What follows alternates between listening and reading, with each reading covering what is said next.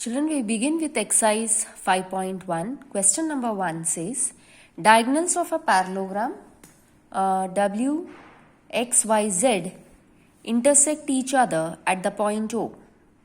If angle XYZ is equal to 135 degrees, you have to find out what is angle XWZ, angle YZW. Your given length of OY is 5 cm, find length of WY. Okay. Now, your given angle XYZ is 135 degrees. So, it follows that angle XWZ is also 135 degrees. Reason, they are opposite angles of a parallelogram. So, we know opposite angles of a parallelogram are congruent. So, if this is 135, we know this angle is also 135 degrees. Okay. The second question they have asked is to find out what is angle YZW. Now, if this is 135 degrees, we know that angle W plus this angle Z together should be 180 degrees. Reason, adjacent angles of a parallelogram are supplementary. Together it should be 180. This is 135, we know it. So 180 minus 135, this angle is 45 degrees. Okay. Next, you are given angle length of OY. If length of OY, this distance is 5 centimeter, how much is length of WY? So if this is 5 centimeter, we know this also is 5 centimeter. Reason, diagonals of a parallelogram bisect each other. So if this is 5, this also is 5. The distance of length WY is equal to 10 centimeter. Okay. So this is how we do question number 1. Next, we go to question number 2. In a parallelogram ABCD, if angle A is equal to 3x plus 12 degrees, angle B is 2x minus 32 degrees, find the value of x, find also what is angle C and angle D. This is a question. Now, angle A plus angle B is equal to 180 degrees. What is the reason? Adjacent angles of a parallelogram are supplementary. Okay, so that has to be written in this bracket. I have not written, you will write it. Angle A plus angle B equal to 180 degrees. Reason, adjacent angles of a parallelogram are supplementary. Now, value for angle A is what? 3x plus 12 degrees. Angle B is how much? 2x minus 32. So, this is equal to 180. 3x plus 2x is 5x. 12 minus 32 is minus 20. This is equal to 180. Take minus 20 to the other side. 180 plus 20, 200. So, 5x is 200. X is 40 degrees. 200 by 5, 40 degrees. Okay. So, we have got the value of x 40 degrees. Now, we can find out angle A and angle B. How? By substituting the value of x here, 40 degrees. Okay. And here, 40 degrees. And we know that angle A and angle C will be congruent, angle B and angle D will be congruent because opposite angles of a parallelogram are congruent. So, how do we do this? Now, angle A is equal to angle C. Now, angle A equal to angle C is 3x plus 12. Substitute the value of x as 40. 3 into 40 is 120. 120 plus 12 answer 132. Same method follow for angle B and angle D. They are both 2x minus 32. Substitute x as 40. 80 minus 32 answer 48. Do not forget the last statement to be written whatever they have asked. X is 40, angle C is 132 degrees and angle D is 48 degrees. Okay. So that's how question number 2 has to be done. We go to question number 3. Question number 3 says perimeter of a parallelogram is 150 centimeters. One of its sides is greater than the other side by 25 centimeters. You have to find the length of all the sides. So you have a parallelogram ABCD. One side is greater than the other by x. So let one side be equal to x. The other side is x plus 25. Okay. Since opposite sides of a parallelogram are congruent, if AD is x, BC is also x. If AB is x plus 25, DC is x plus 25. Your condition is sum of all four sides is 150 because that's the perimeter.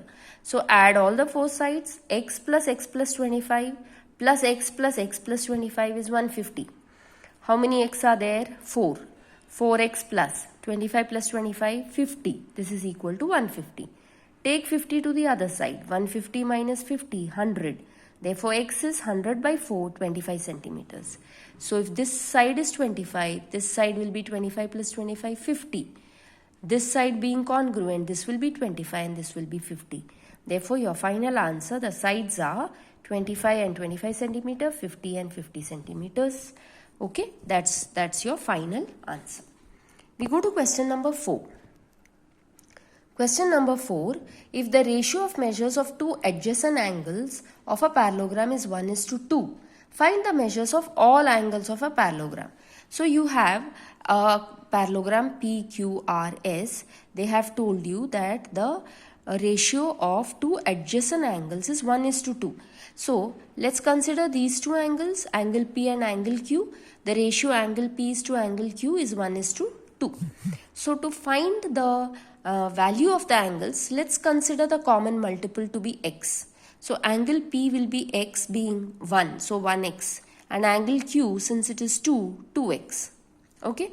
Now since the opposite angles are congruent, angle R will be x and angle S will be value of Q, which is 2x, because they are opposite angles of a parallelogram which are congruent. Okay. Now what we will do is, let's add angle P plus angle Q. It is 180 because they are adjacent angles of a parallelogram and they are supplementary. Okay, adjacent angles of a parallelogram are supplementary. So that's x plus 2x is 180, 3x is 180, and so you get x is equal to 60 degrees. Substituting the value, angle x, so angle here it is 60, and 2x, that is 2 into 60, which will be 120 degrees. So angle P and angle Q are 60 and 120, and similarly angle R and angle S are also 60 and 120 degrees because opposite angles. Okay, so that's how we do question number 4. Next we go to question number 5, which is diagonals of a parallelogram intersect each other at point O. Okay, if AO is equal to 5, BO is equal to 12 and AB equal to 13, you have to show quadrilateral ABCD is a rhombus. Okay, so what we will do is, AO is 5, BO is 12, AB is 13. So since quadrilateral ABCD is a parallelogram, we know that AO is equal to OC, which is 5, BO is equal to OD, which is equal to 12. Now, what is AO square plus OB square? 5 square plus 12 square, that's 25 plus 144, which is 169. That is 13 square. So we get AO square plus OB square equal to AB square. That means angle AOB is equal to 90 degrees, converse of Pythagoras theorem. Okay. Now, the diagonals of quadrilateral are perpendicular to each other. How? See, if this angle AOB is 90 degrees, we know this angle COD also will be 90 degrees because they are vertically opposite. Now if this is 90, surely this angle will be 90 because it's a straight line, and linear pair, sum of the angles have to be 180, linear pair. So if this angle is 90, this angle has to be 90 degrees. If this is 90, the opposite angle is 90. So what do we understand? All four angles are 90, means the diagonals are perpendicular to each other. And we have learned, we know that in a parallelogram, if the diagonals are perpendicular, a parallelogram in which if the diagonals are perpendicular, we know it's a rhombus. Therefore, quadrilateral ABCD is a rhombus. This is how we prove it. Okay. Children, I hope you have understood how to do this question. Okay.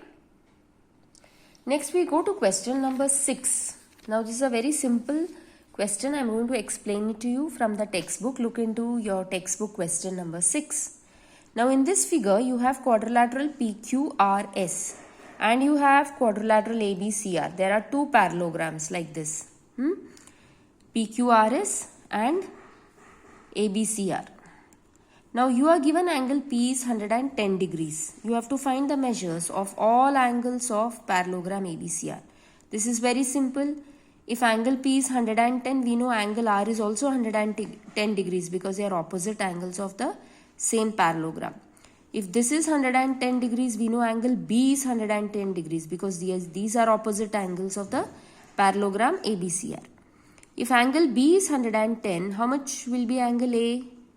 It will be 180 minus 110 because adjacent angles are supplementary. So 180 minus 110, angle A is 70. If angle A is 70, angle C will also be equal to angle A, which is 70, because they are opposite angles of a parallelogram. So angle R and angle B are 110, angle A and angle C are 70 degrees. This is how you get the measures of all angles. Now question number 7, children, is not there in your syllabus for this year, and so all 6 questions of this exercise 5.1 are discussed. I hope you all have understood. You will complete this in your classwork. Okay, that's it for today, children. Thank you.